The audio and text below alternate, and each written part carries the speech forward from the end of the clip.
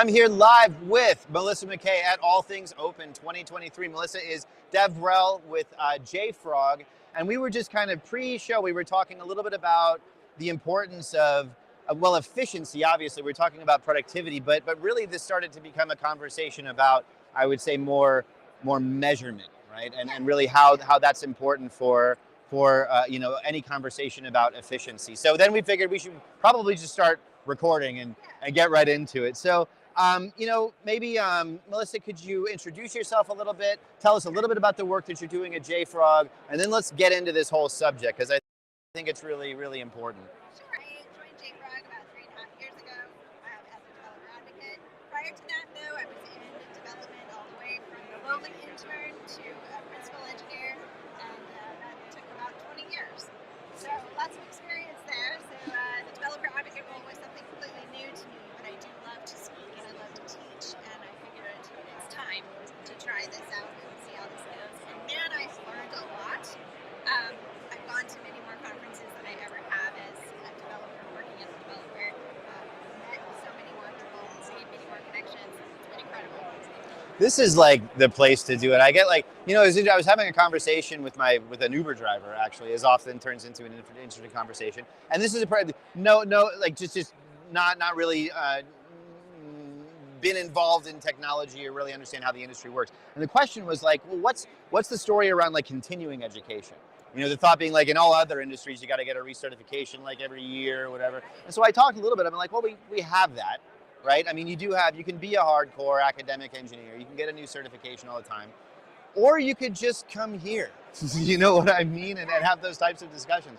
What have you learned? What have you learned so far? Who have you spoken to? Well, so the focus right now in my work is security. So Sure. learning about security and open source and how developers can deal with this brand new problem and even more on their plates than they ever had before. That's been had some interesting discussions with folks around that already here. Also, just a good place to learn about open source in general, how to become a maintainer if you're interested in doing that, how to become a committer.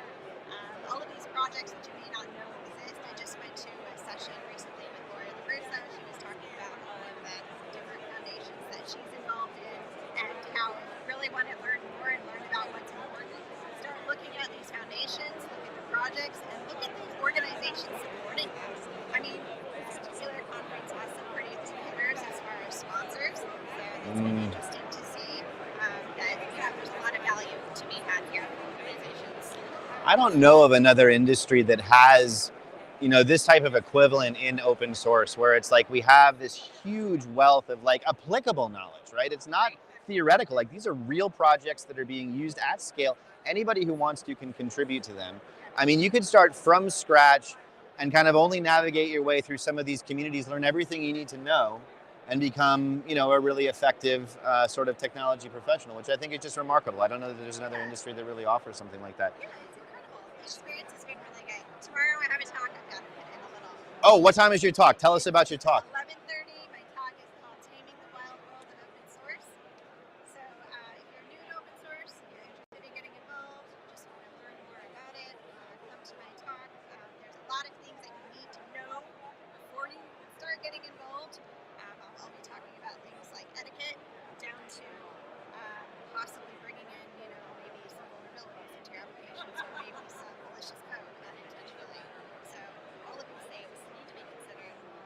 It's an important aspect of development using open source because we don't want to reinvent the wheel, but there's also some things you need to be careful with as well.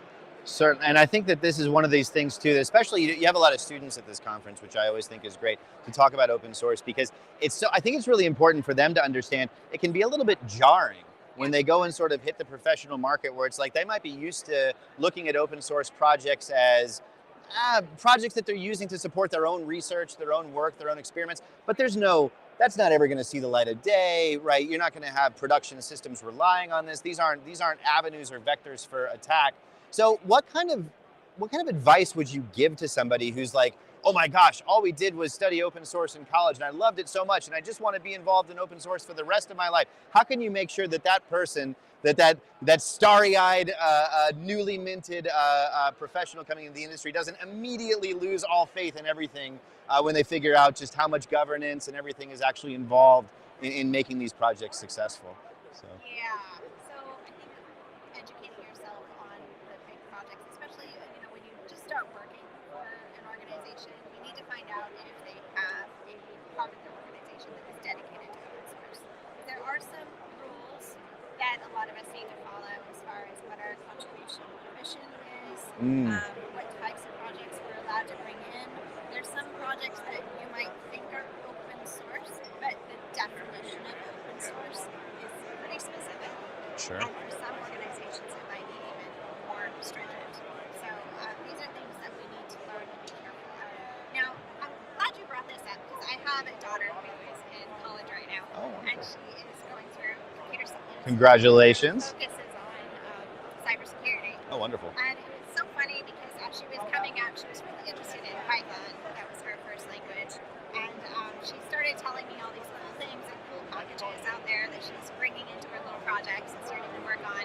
And my first concern was like, oh no, I've got this person on my home network doing who knows what with all of these projects. And I know it's fun and exciting, and like you said, it's easy to get starry-eyed. But there are some things that you need to be careful of. It's kind of like, when you're teaching your kids how to bake, right? Oh, sure. Baking is awesome. It's wonderful. There's so many things that you can do, that you can learn and do on your own. But you got to be careful not to burn your fingers on this stove. No, I love that. That's a nice gentle introduction to it too. I think some of us find that out the hard way. Some of us that were coming up mid-aughts, we found out post legal work that we had done something that wasn't necessarily open source. Those were some interesting days. Okay, pivot. Let's go back to talking about measurement. Right? This is something that you said was sort of on your mind right now. So developer productivity engineering, the focus of Develocity is all about measurement. We're measuring things that are usually, I think, blind spots for a lot of organizations. We're measuring things like the time that developers spend waiting at their laptop for a build to complete. Things like this that are certainly impediments to productivity, but without measuring them, we can't improve them. So that's something that's deeply important to us. But what are you thinking about right now? Why measurement? Why is it on your mind? And what in particular are you thinking about on this subject? So this matters to me, just especially at this point in my career, because I've been in this industry for many, many years, and for so much of my career, it's been let's learn the next thing. I mean, this is an industry where you're always learning. Yes. There's never a time when you're like, I'm done. I can just put my feet on the desk and relax because I've learned it all. There's nothing more to do. Obviously, there's new stuff coming all the time. I remember when Docker started getting really popular and stuff. I'm a Docker captain. Sure. That didn't happen until recently. And it took a while for my team when it first came out, when we started introducing containers and stuff into our applications. It took us a while to get up to speed. And man, some of the code that we wrote, some of the image files, for example, that we wrote, I go back and look at, and I'm like, oh, I'm so glad that's not out there right now. But so it's all, it's all a process. We're all beginners at something at every single point in our career. And it gets to a point where, especially with, if you have an organization that's doing cutbacks, or, you want to make sure you're being responsible with your time and your resources, you start getting into this pit where it's like, how can I just do more with less? And what really started to matter to me is what is it that we're doing that is the most important? So when we talk about, open source projects, for example, this is important because, like I said, we don't want to reinvent the wheel. We don't want to write everything over from scratch and do it again. So it's important for us to spend time learning what's already out there, learning how to use it successfully, and measuring the time it takes to actually build our projects, to actually get something up and running and functioning, using stuff that's already there. Do you think that is something that could be measured? You hit on something I think is really, really important, which is the knowledge barrier to being productive. And that's when I was working with OpenLogic, it was one of my favorite parts of the job was being able to teach on the subject of open source, because to your point, there's an ever-growing mountain of software that we can learn about. and teach about. But I never really thought about whether it would be possible to maybe measure that. What is the additional cognitive load that's being lost by just not having that kind of knowledge top of mind? This is clearly something that you've been thinking about. Do you think we can do this? Do you think this is something that we can measure? Challenging.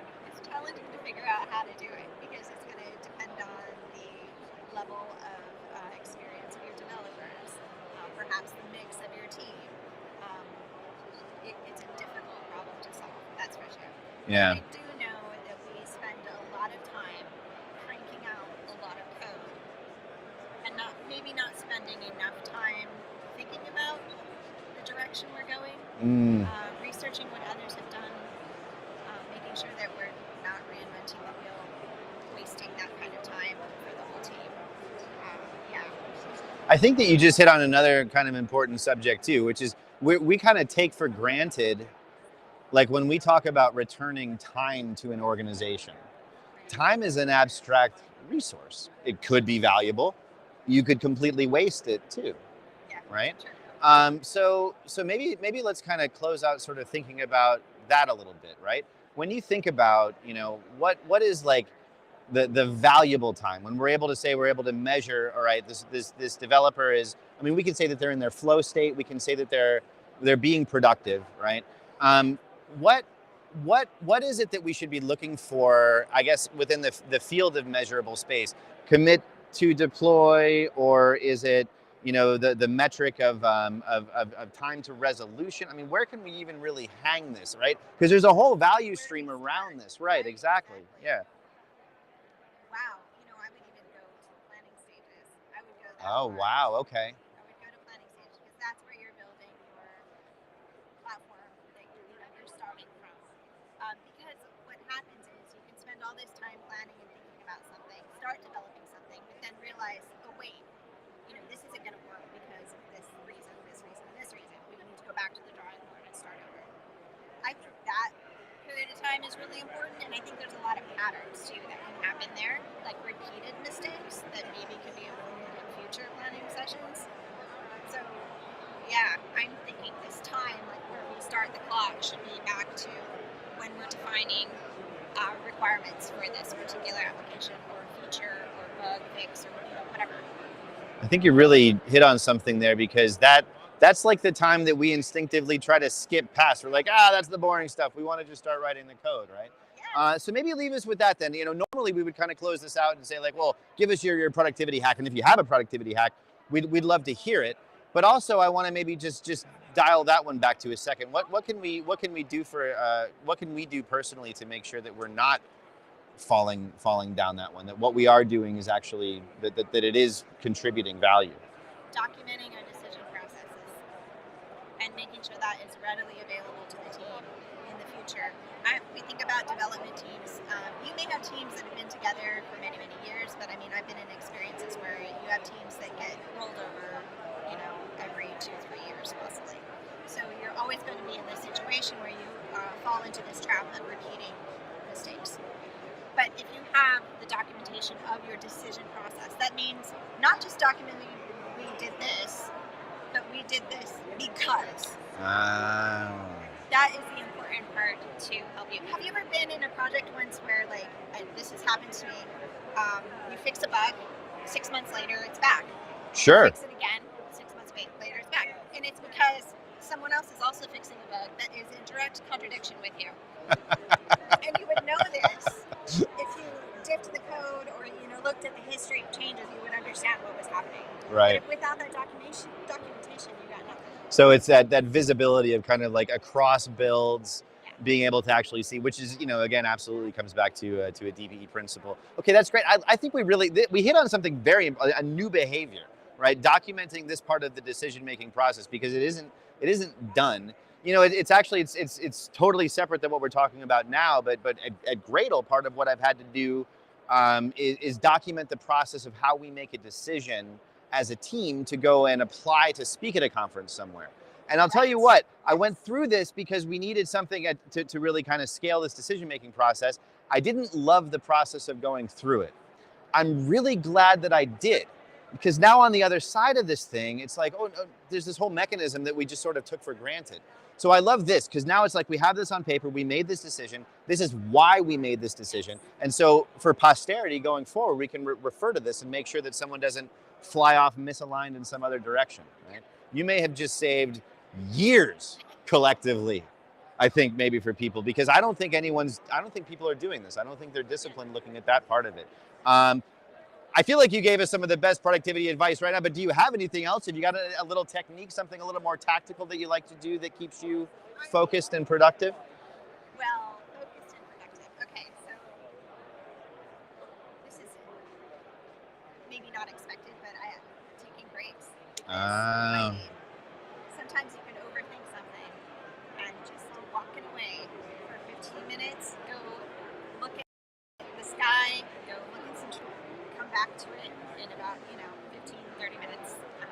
That will speed up your development for sure. Love it. Increased productivity by decreased productivity. I'm Yes. all about it. No, take that minute to breathe, right? Well, because we know that too, when we're so fatigued, like we sometimes feel like we're doing good work when we're not. Like we actually look at what we're doing and it's just toil. We're just like doing stuff to do it because we feel like we need to be doing something.